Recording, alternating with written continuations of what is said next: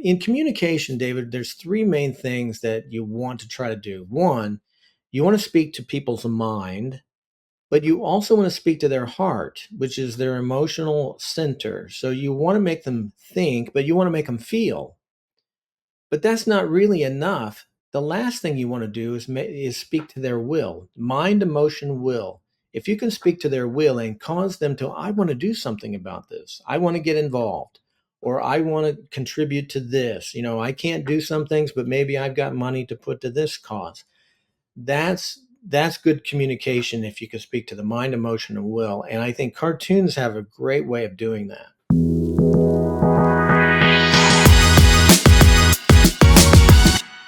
Hello, everyone. Thank you again for joining us today. I am your host, David Block, and today I am happy to welcome an award-winning, internationally syndicated editorial cartoonist, Gary Varvel. Welcome to the show, Gary.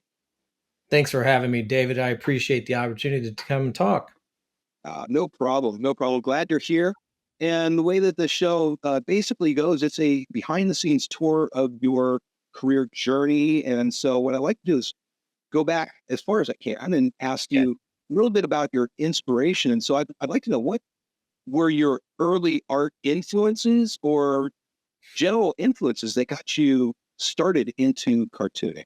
Okay. Well, I remember when I was in first grade and we had art class, and I enjoyed it. I had fun doing it. And so fast forward to when I was 12, I was in a department store, walked down the magazine aisle, and I saw Mad Magazine for the first time.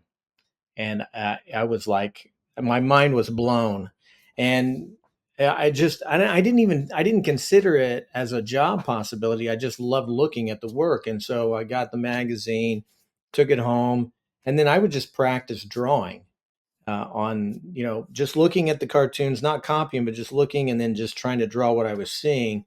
And so when people ask me how I learned how to draw, I guess my mentors were people I never met, uh, Al Jaffe and Jack Davis and Mort Drucker, and those are the guys who I loved, loved looking at their work.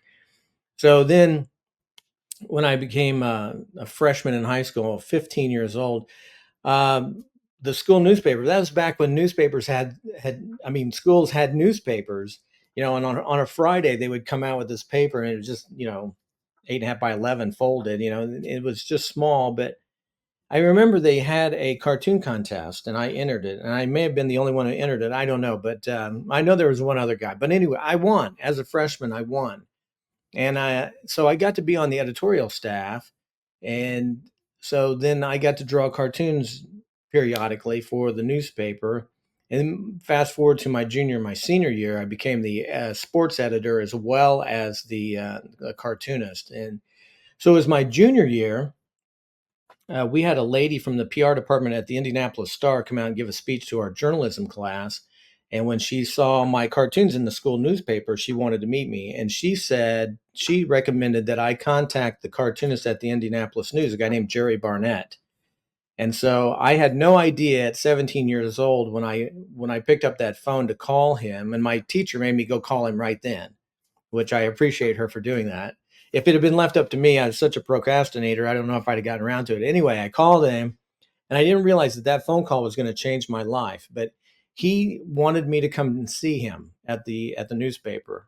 So I got out of school and got to go downtown um, to see Jerry Barnett, and I was starstruck because I'd been watching his cartoons in the newspaper for several years, and so here I am in the guy's office, and you know I knew it was like something went off in my head that, this could be your job. This could be you in the future. And he was very complimentary to me. He told me, he says, you are better at your age than I was at your age. I think if you want to do this, it could happen for you. Well, you know, here's what he would do. He would come to work at 8 o'clock in the morning and go home at noon. He'd just draw one cartoon a day and go home. And I was like, a 4 hour day? Where do you sign up for that? Uh, and so that became my goal because a professional had looked at my work and said, you've got something here.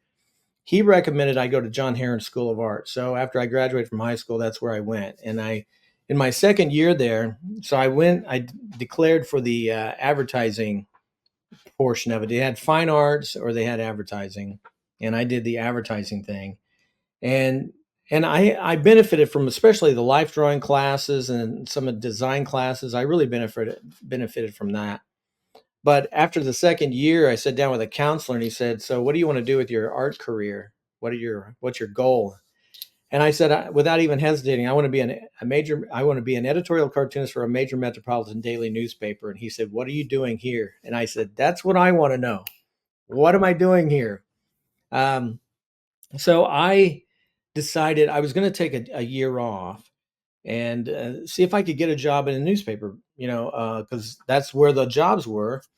And so I went and called and knocked on doors of newspapers in central Indiana, and nobody wanted to hire me. And so there was a new newspaper that had just started, a weekly newspaper about, a town over from me, about 10 miles away. And I stopped there, and the guy said he loved Cartoonist. The editor loved Cartoonist. He said, "I can't afford to just pay you to draw this." He said, "Why don't you come and work for me and I'll teach you the business?" And so, knowing that I'd been to art school, he wanted to hire me to lay out ads for the newspaper. So that's what I did. I got the job doing that. A month later, I got promoted to be the production manager in the back shop, and I was drawing one cartoon a week. And it was great. I was having fun. I was working a ton of hours for very little pay, but I was still living at home. And then after 1 year, that newspaper folded.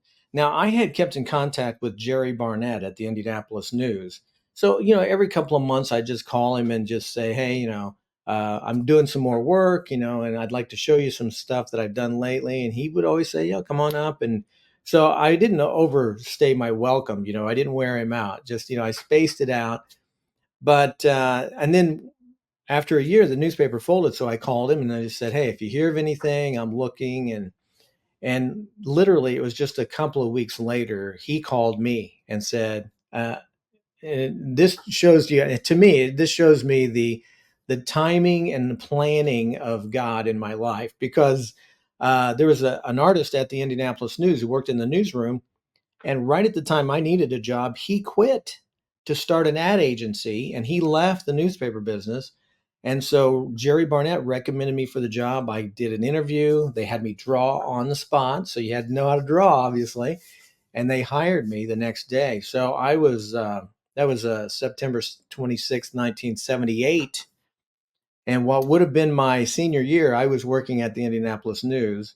Uh, and So I worked there, and while I was working there, now I wasn't the editorial cartoonist. Jerry Barnett had that job, and the Star and the News. The Indianapolis Star was the morning newspaper. The Indianapolis News was the evening newspaper at that time. There's two newspapers, same owned by the same publisher, and so the Star had their own cartoonist as well. And so when I would hear about an opening at another newspaper, I would apply. And for David, here's the thing: for 16 years, I got no. 16 years of rejection letters I received. It was always another guy who was getting the job, and and it's discouraging. And I kept all of the rejection letters. I still have them to this day in a folder. It's quite humbling when you recognize that not everybody thinks you're that good, you know. And they when they were looking at a lot of other entries, like for instance, San Diego newspaper, I think it was their evening newspaper. One time, they had an opening for a cartoonist. I applied, and I called to see if they got my entry. They said, "Yeah," along with 400 others. 400 people wanted that one job, and I made the cut to 25, and then I didn't get the job. And sometimes when you get a rejection, it's actually a blessing in disguise. And I learned that later on. So, for instance, the guy who got the job was a guy named J.D. Crow, and he had the job for a year, and the newspaper folded. And I saw JD many years later, and I asked him about that whole situation, and told him I was one of the guys he beat out. And he said he was out of work for 3 years. And so if I had been in California, away from my support center and everything, and had my family out there, that would have been very difficult. And then, and if I would come back to Indianapolis, the chances of me getting my old job back would have been terrible because they would have already replaced me. So I think that God's timing, He wanted to keep me here in central Indiana. I'll fast forward to 1994. So it's 16 years now I've been there, and I've been rejected by the Memphis Commercial Appeal, San Diego, Wichita newspaper, and there's some others, Columbus. Oh, let me tell you real quick, Columbus Dispatch. This would have probably been about 89, I think. So I heard that they had a cartoonist. They had two cartoonists, and they had one who was retiring. So I contacted the editor, asked him if I could come over for an interview, and he said, yeah. And so I took my family over, stayed in a hotel. I go to the interview, and he looks at my work, says a few things, and then he said this, can I be honest with you? Now, David, when you hear that, what's coming next is usually not good, right? So I said, yes, be honest with me. And he said, you draw better than most of the cartoonists who do this for a living, but I don't detect any fire in the belly in you. I don't know what you're passionate about because it doesn't come through your work. And he was the first one that actually told me that. And I needed to hear it. At that time I was doing jokes. I wasn't as polished and as knowledgeable as needed to be for the issues of the day. And also I needed to develop my worldview. So for an editorial cartoonist, political cartoonist, same thing. For what we do, you have to be really solidified in how you think the world works. I'm not that smart, David. I'm not that smart. So I'm trying to get a job here that at that time I was really not qualified for. I wasn't ready for that. But I just determined that I'm going to do a couple of things. I'm going to really start teaching myself here, which really in any uh, uh, any job you go into or any occupation you go into, you need to teach yourself, and don't rely on the school, don't rely on a document or a diploma or anything, but you have to teach yourself. You have to be very proactive. And so that's what I did. I didn't go back to school. I just started just devouring anything that was about politics.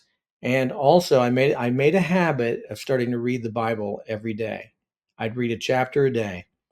And so a lot of the issues that molded my belief system.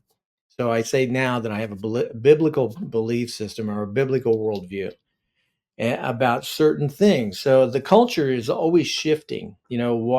Is what is okay today wasn't okay 30 years ago or even 50 years ago. You go back and you can see how the culture has changed.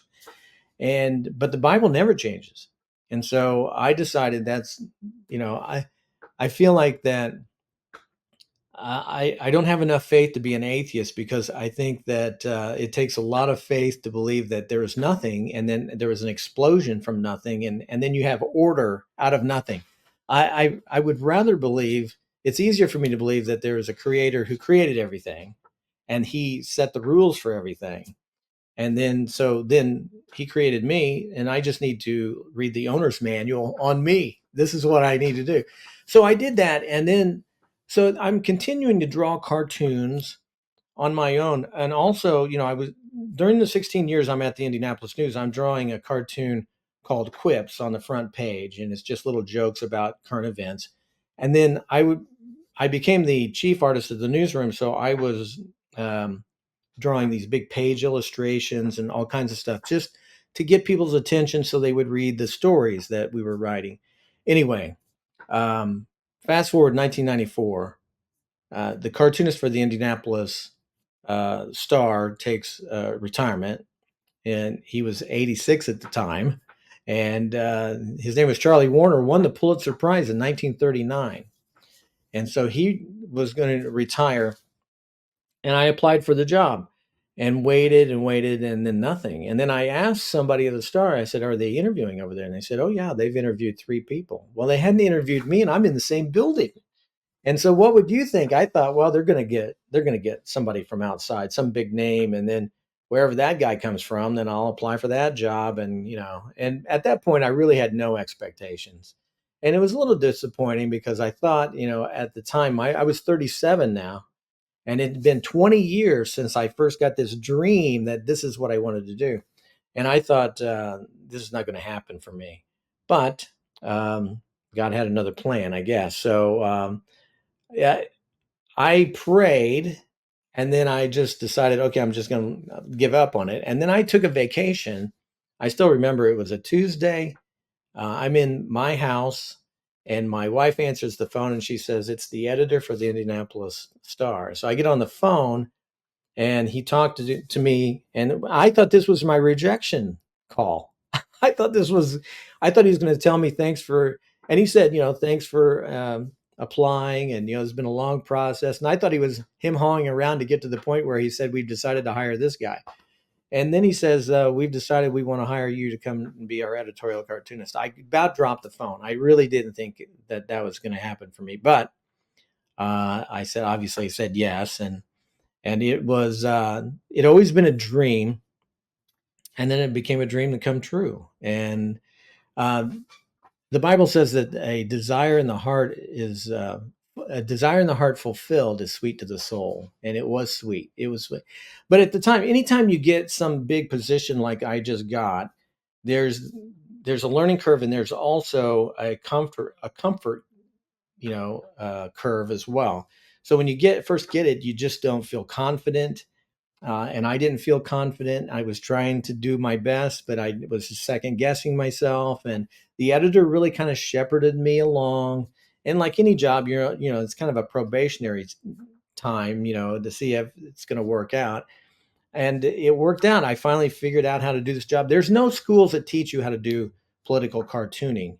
You have to learn it on your own by looking at the people who went before you. And so, the work I studied was the guys like Jeff McNally, Pat Oliphant, who were, a little older than me. Uh, you could look back at the work of like Thomas Nast, an early, generation of cartoonists, and those kinds of guys who really kind of designed the craft and in how they communicated political thought and opinions. What a political cartoonist is we're commentators, but we're using a picture instead of words. It's almost like if you go to war and then you have these big fighter bombers that drop the big bombs, but then you have the soldier who goes and shoots bullets everywhere.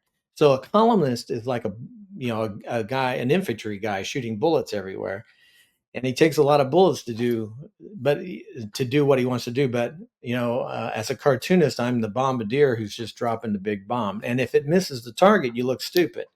But if it hits the target, it's devastating, right? And anytime you're lobbing bombs into an ideological different camp, you're going to get return fire, right? And I've got my share of that. So here's the thing. Here's another thing I learned, David.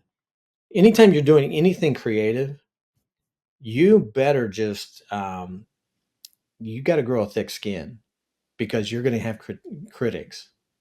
If you're enjoying this video, please take a moment to hit that like button, leave a comment below, and subscribe to the channel so you won't miss our future videos.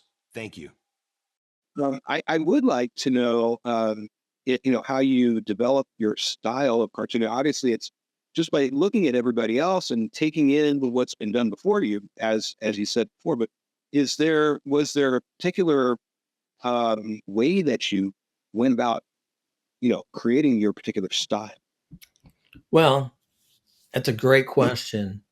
And for me, it goes all the way back to Mad Magazine.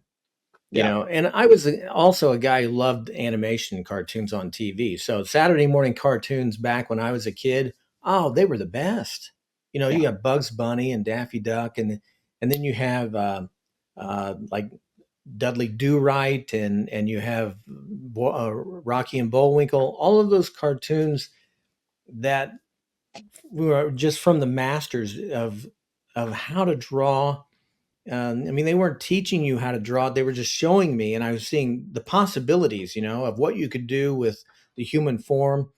that was one of the benefits of doing the life drawing classes at John Herron School of Art. I've always believed that in order to draw cartoons, you have to know how the real body actually works. And once you understand the balance and the grace that is designed in the human form, then you can take and you can exaggerate it in such a way. One of the things that you have to get over as a young cartoonist is you have to get over this stiffness. I think I go back and look at my early drawings and everything's really stiff. And I had to get loosened up. And that was one of the things that Barnett told me when I was young. He said, you got to loosen up. Just go with it. Put some lines down and see where it goes and then just follow it. Well, also Mad Magazine, and looking at their drawings, that really kind of helped me understand, how the pros did it. And then once those 16 years when I was working at the Indianapolis News, and I was constantly studying other cartoonists who had these jobs that I wanted, and guys like I mentioned, Jeff McNally, Pat Oliphant, Mike Peters, different styles, but still very modern looking, the modern way of cartooning as opposed to the old fashioned way like the early 1900s. And so it's almost like your handwriting.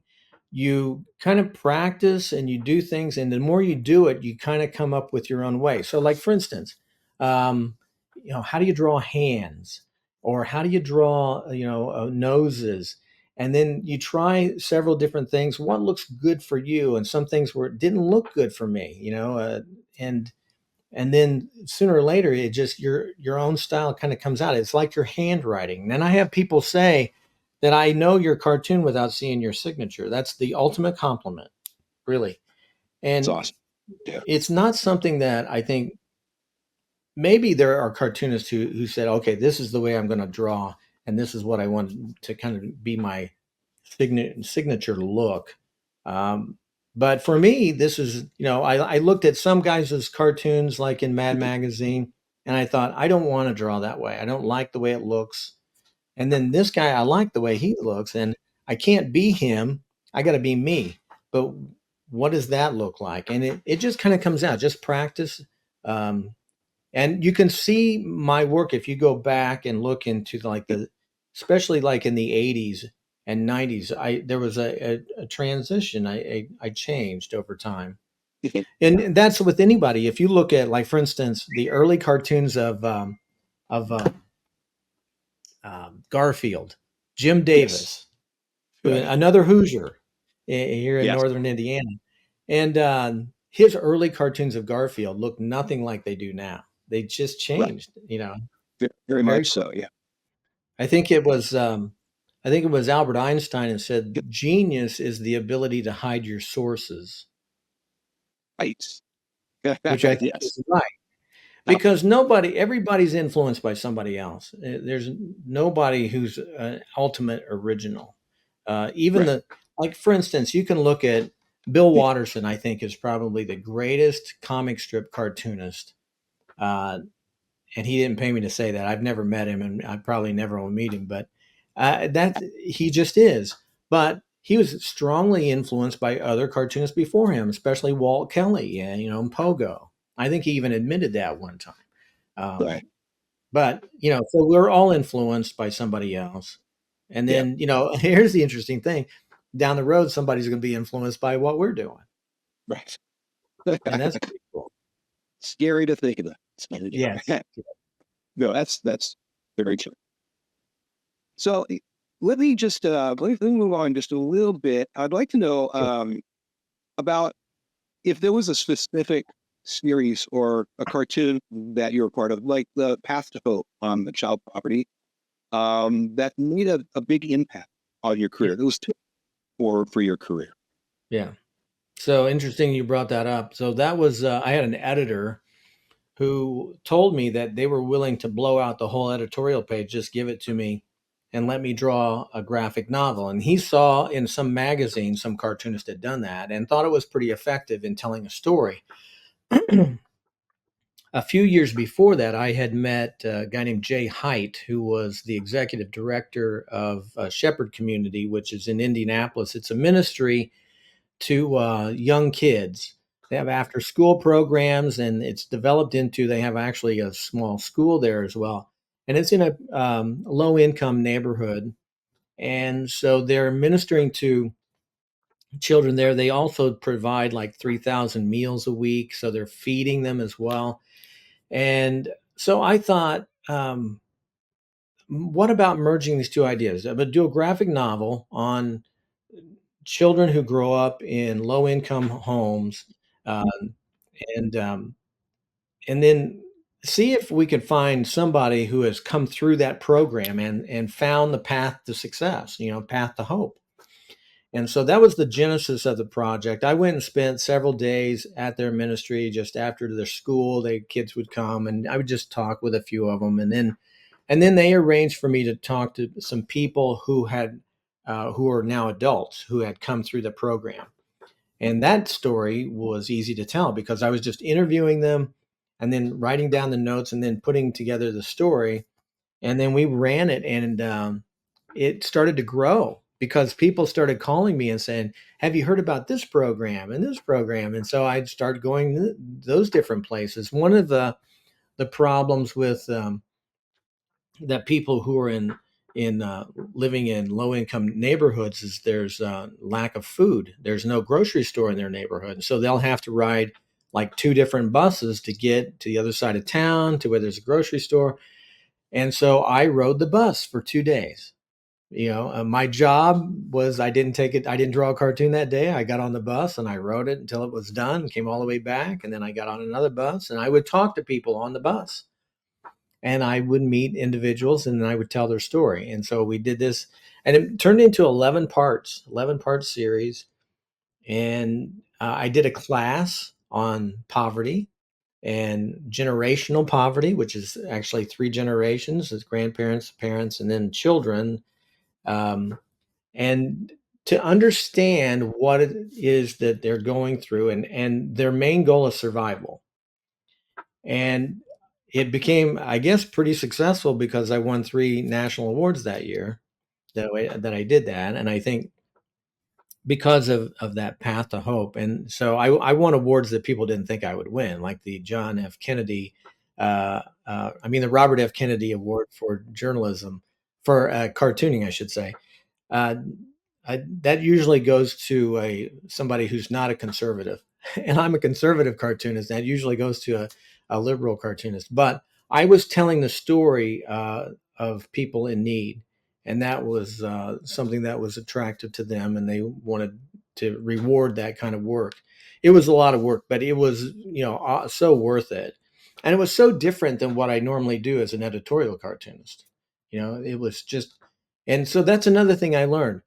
I usually am drawing inside of a rectangle, but there are times when you can't tell that story. You need more space. And so, and there's a lot of different ways to do it now. You could do animation, but, we chose the graphic novel method, and that seemed to work, and people, I think, gravitated to it. I think it was the right way to tell that story. And a couple of years later, I did the same thing with the father factor, people who grow up without a dad. So I did a father factor thing. It was only 6 parts, but interviewed people who grew up without a dad, and the struggles they faced because of that. And they admitted to me. So it was them telling the story. I'm just drawing their life story. So that's been very fun to do as a cartoonist too. Anytime you do something, so in communication, David, there's 3 main things that you want to try to do. One, you want to speak to people's mind, but you also want to speak to their heart, which is their emotional center. So you want to make them think, but you want to make them feel. But that's not really enough. The last thing you want to do is speak to their will, mind, emotion, will. If you can speak to their will and cause them to, I want to do something about this. I want to get involved, or I want to contribute to this. I can't do some things, but maybe I've got money to put to this cause. That's good communication if you can speak to the mind, emotion, and will. And I think cartoons have a great way of doing that. Absolutely, I absolutely agree. And so fantastic. Now you mentioned the awards that you also mentioned the Robert F. Kennedy Award for journalism. And there were a couple. You've actually had a bunch of them. And I'd like to know if you could talk about one or two of the projects that you received awards for. Well, the main projects were the Path to Hope and the Father Factor, and so on my wall behind me are some of those awards. Um, and the awards up the top here, those are Indiana awards, but down lower are like the Reuben Award is there, right there. The So they have a category for editorial cartooning, and so one year I won that category, which is really cool for me because it's cartoonist voting on it. So some of the awards it's usually like editors or writers, but that one is so it's an award from your peers. Um, and so awards are great, especially when you're at a newspaper. It kind of it validates that you belong there and that you're good for the company, and you're working for the boss, and you want them to feel good about having you there. Especially political cartoonists can cause a lot of furor. So it's sometimes is a headache for editors because their cartoonist draws something, they approve it, it goes in the newspaper, and then they get feedback that's negative, and that certainly happens with every one of us. And we'll lose subscriptions. I've lost subscriptions. But at the same time, we also have the ability to develop a fan base, people who love what we do, and then they want to support you. And so fortunately, I've had both, but I've benefited from the people who like what I'm doing. And so I left the Indianapolis Star in 2019. I took a buyout and left. I've been at the newspaper for 40 years. Most cartoonists don't get to stay in one place that long. And certainly going forward, I'm not sure that you'll see that. That's very unusual. A lot of young people I know, their resume is quite long. Mine is like short. I I had a weekly newspaper job. I was at the News and I was at the Star. That was it. Um, but I took a buyout, not really knowing what I was going to do. So I've been away from the newspaper for 5 years now, and it's been great because I've been able to start. I started a newsletter. I started a newsletter called Varvel's Views from the Right, and it's on Substack. You can also sign up for it at my website, GaryVarvel.com. And I draw cartoons, obviously, still for my syndicate, Creator Syndicate. I put them in my newsletter. I write about what went into the idea. And then I also write about current events from a biblical perspective. So, like, I've always been interested. I taught the Bible for 23 years at a church, an adult class I was teaching. And then, um, that's a lot of time studying every week for the next lesson. And you get to learn a lot. And then I've always been fascinated in Bible prophecy. And so, especially now with what I see going on in the Middle East, I'm seeing Bible prophecy coming to fulfillment. Things are starting to happen. Of course, the biggie for Bible prophecy buffs was when Israel became a nation, which they just celebrated their birthday, May 14th, 76 years. So they became a nation on May 14th, 1948. And that was a partial fulfillment of Ezekiel 36 and 39, which was 36 and 37, which was written 2,600 years ago, which just blows my mind. And so that's the kind of stuff I get to write about. And there are a group of people out there who like it. And so some people will pay me just to continue doing what I'm doing, which is very cool. Well, that's awesome. So I now on a slightly different topic, I'd actually like to know how you transition from cartooning to filming, and with projects like The War Within or The Board. And what did you learn from these experiences? What was the big takeaway? Okay, so let me run through this. This is when I was in high school, I made two films. One of them was a comedy, just a goofy. It was a pixelated thing where we were taking one frame at a time. Me and another guy, we were sliding down the road on our butts, like we're driving in a car. We're driving, but we're just sliding down the road on our rear end, and you just take one picture at a time and move every time. And so we had fun doing that. And then I did like a sci-fi thing. I wrote about this futuristic, um, apocalyptic world in which we have to live underground because of the wars. Now, I wrote this and made it in 1975, so I'm ahead of everybody here. I mean, people are writing and doing movies about it now. I was thinking about it way back then. And that movie won second in the state. We had some kind of high school competition, and my film won second in the state. But back then, the cameras were huge, and just black and white, and um, I didn't really consider that I would have a future making films, and so cartooning was for me the default, and I that's what I focused on. Now, when my kids were little, my brother and I would get together and we'd make these goofy little videos, home videos. So at that time, I remember It's Gary Shandling Show was a popular TV show. So we did It's Gary Varvel Show, and we did the little jingle at the beginning, and it was basically me in my living room, and I'm interviewing people like a late night talk show. And so my brother Terry has the ability of doing impersonations, and so he would come on and do stupid stuff.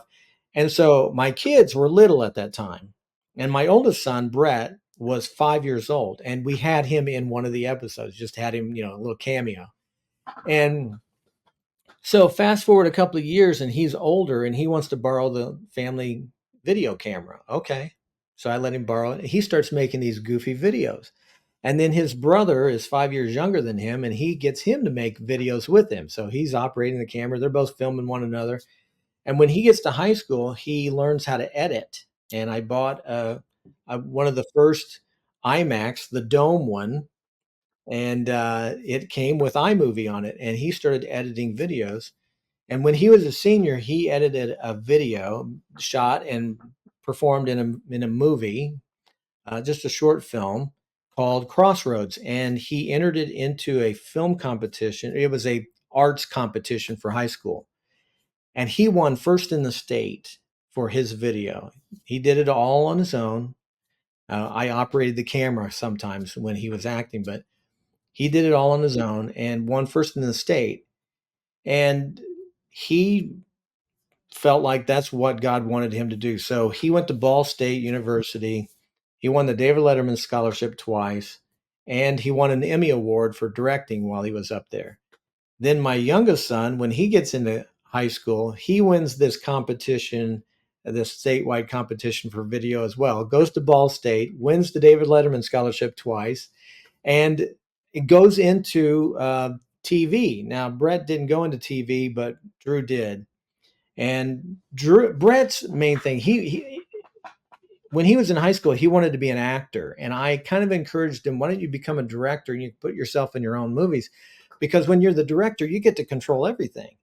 And he liked that idea, and he really kind of pursued that, and he became very good at it. He was the first freshman at Ball State University to be selected to direct a film for the LA Showcase, which was he was filming um, senior actors at Ball State, and they take it out to Hollywood and show producers out there. And he was the first freshman ever selected. And so he started becoming well, when he was in college, I would work with him a little bit. I would write some scripts, and he would send it to him, and he would make the short film. So his senior year, I got this idea from listening to a sermon about a movie called The Board, and we depict the soul as the mind, emotion, will, conscience, memory, and heart. These six parts of you that make up all the decisions that you do, you kind of determine everything you do and the way you think. And so he liked the idea. We wrote it together, and this is what show you how crazy we are. He graduates from college in May. We shoot the movie in June, and he got married on July 5th that same year. That is a stressful 3 months. And but we did it, and it was just a short film, 34 minutes. And we got an agent approached us, wanted to see if they could get a distributor for it, and it became very popular in Brazil, South America. Some company down there picked it up, bought 110,000 copies of it, and with the money that we got from that, we were able to start House of Grace Films, which I'm board member. I'm a chairman of the board now. And Brett, my son, runs that. And then so we did a sequel to the board called a movie called The War Within, which you can see on Prime. You can see it on Amazon Prime. You have to watch commercials, but it's on there. And so we expanded that into a full-length feature film, which still depicts. So it's a scenario where you have a young Christian guy, his whole life falls apart. We go inside of him when we see these 6 characters who make up him fighting for, because we all kind of war with ourselves from time to time. And so we're showing you what is actually taking place in the spiritual realm inside of you. We have had people we'll never meet on earth contact us thanking us for doing that film. They said, I never knew really what was going on inside of me. And then you guys helped me see it. And so that's been very rewarding. And it's been fun for me as my son's dad to work with them. That is the coolest thing, David. Um, you know, they all my I have the oldest my children is a daughter. She's a graphic designer, so she does a lot of what you do.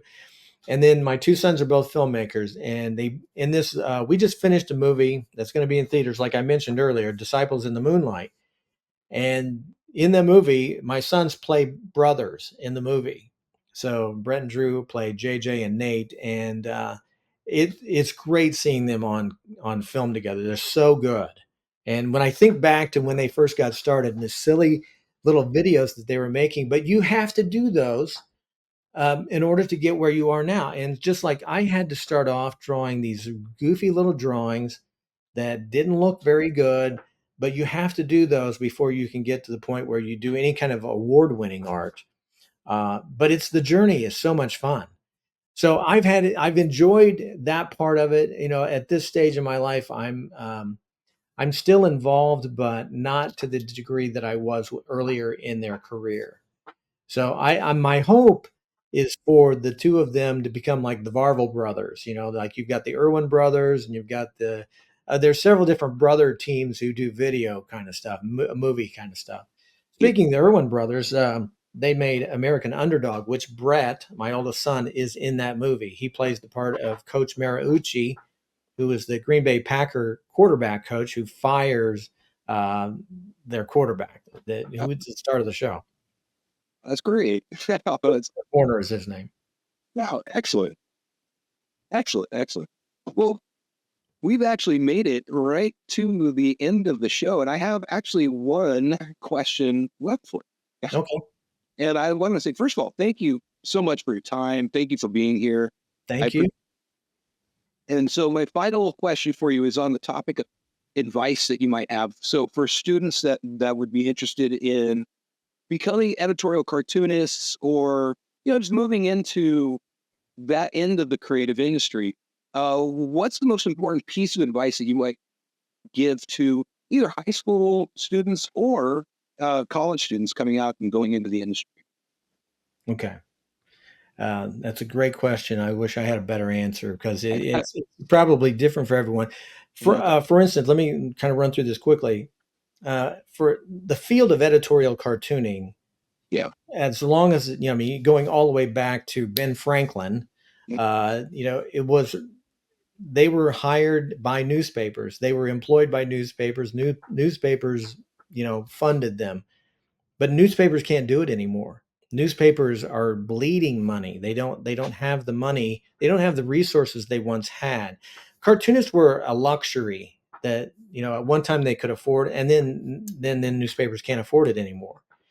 So starting out, the models changed. So I think that going forward, people have to think, if this is what I want to do. I want to get into the political realm and do this kind of work. They're going to have to find an audience online. The internet has been good and bad. So it hurt newspapers because people could go get their news on the internet without going and getting the newspaper, and they could get it faster because by the time the newspaper was printed and delivered, everybody knew about it. Okay. So in that sense, it was bad. But internet is good because now you've opened up yourself for audiences that you didn't think you could have beforehand. So, for instance, some of the people who follow my work are all over the country and all over the world. You know, the analytics will show me where people are coming from. I've had communication with people in Tanzania and India. And so they'll follow my work. And I'm always amazed. How did you find me? And they just, I don't know, popped up, you know, they just found it. And so then they would click and see, who is this guy? And I've done work for people in France before. I remember when, so, well, let me answer the question. So if you're young and you're wanting to start off, then what you need to do is try to develop a website, try to communicate on any kind of groups on Facebook or Instagram where you're going to have like-minded people, and then you'll have a chance. You have to kind of be smart about it. You can't just in your face, here's what I'm doing, but be smart about it, trying to invite people to what you're doing as well, you know.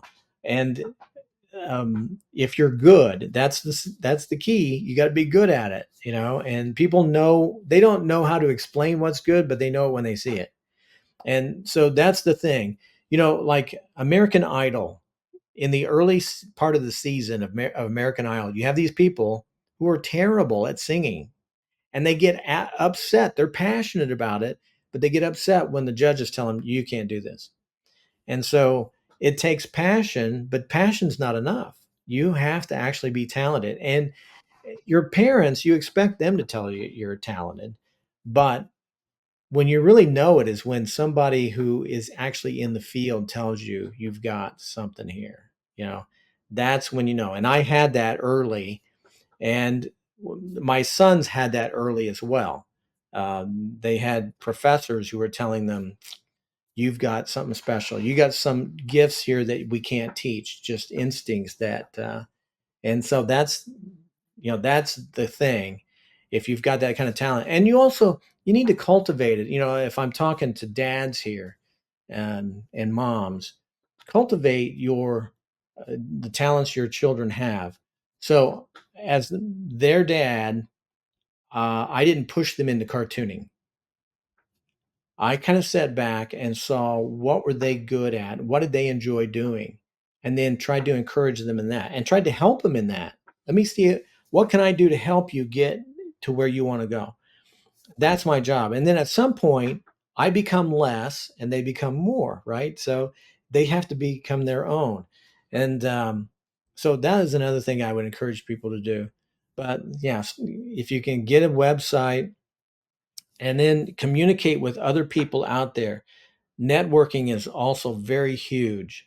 Um, so you know, I real quick, I went and when we did this movie, the Disciples in the Moonlight. Um, the script was written like 10 years ago, and we couldn't get funding for it. And then Brett, when he was able to get the funding, and then he brought the team in, so he's paying all these people to be here to do this, to produce this movie with him. And he told him, he said, you know, had I done this movie when I wanted to do it, none of you would be here. But I met you over the course of several years when I was working on other people's project, and I met you and I thought, I want you to work on my movie. And that's networking, and that's how that works. Now, cartooning is something you kind of do on your own, but you need other people to help you. And like, for instance, syndication, I was rejected from syndicates for years. And then all of a sudden, Creator Syndicate, they picked me up. But here's the fun. This is the funny thing. They had rejected me years before, several times, and but they picked me up because I sold myself to a magazine. And one of the guys who worked at Creator Syndicate got the magazine and kept seeing my cartoons in it, and went to his brother who owned the company and said, "We got to get this guy. He's good." And he's like us, you know. And so you never know what. Here's another thing I would say to young people: it's not enough to sit and dream. You got to produce. If you got to do stuff, even if it's not good, you got to do things, and then you learn and you get better. Practice doesn't make perfect; it makes, you know, makes progress, hopefully. But you got to And I critique my own work. What could I have done better here? And the other thing is meet deadlines. You know what they call people who miss deadlines? Unemployed. Right. So There's, meet deadlines. I used yeah. to tell my students that when I was teaching in a Christian school, I'm going to give you a deadline. I expect the work to be done. And if you keep doing well, then eventually your stuff it gets on merchandise like this. This is one of my cups. In God we trust. There's an eagle. You can find that at GaryVarvel.com. Excellent. Yes. I will make sure that your links and all of that stuff will be in the video description as well. Thank you, And David. This has been a pleasure meeting you. Thank you very much for having me on. absolutely. It was really, really nice to chat with you, and you have a great afternoon, and I appreciate it. You too. God bless you.